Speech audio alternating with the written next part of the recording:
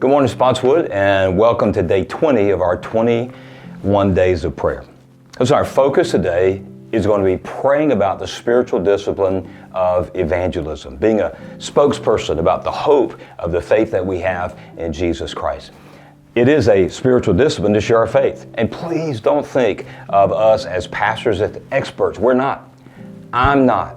It is a spiritual discipline for every one of us who follow Jesus. There is an excellent devotion in your prayer guide today that lists those 5 passages where Jesus commissioned us to actually be witnesses. So having gospel conversations, that's not an option.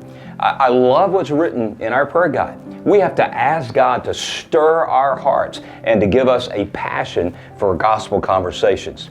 Now, there are 2 ways I want to encourage you if you, like me, are a follower of Jesus, if you are saved. You have a testimony that is unique to you. It is your personal experience with Jesus.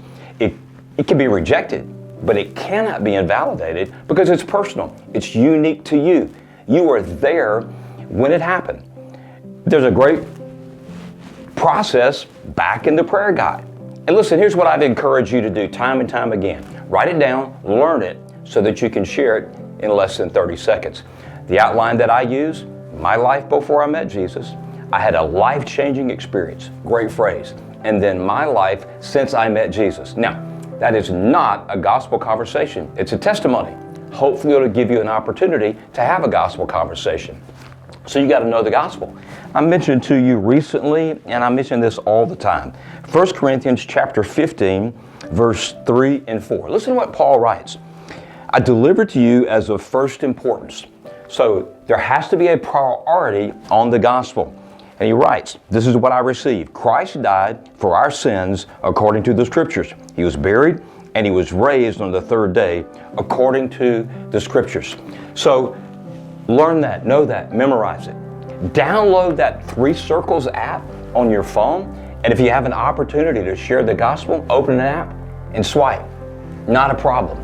Or if you're more comfortable with these life conversation guides, there's some at the Next Step station, there are some at the Welcome Center, and I always have them with me in the Blue Room.